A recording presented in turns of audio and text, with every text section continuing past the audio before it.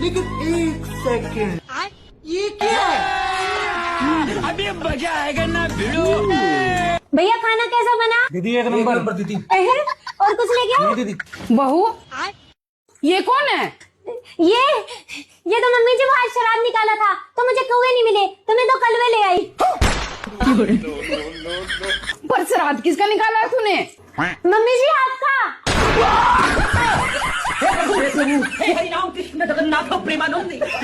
Mummy जी मुझे याद था, आपने कहा था सामने वाली से 2 कदम आगे चलना।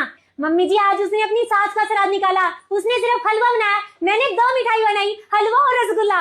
उसने 1 कौवा जमाया, मैंने 2 कौवे जमाए।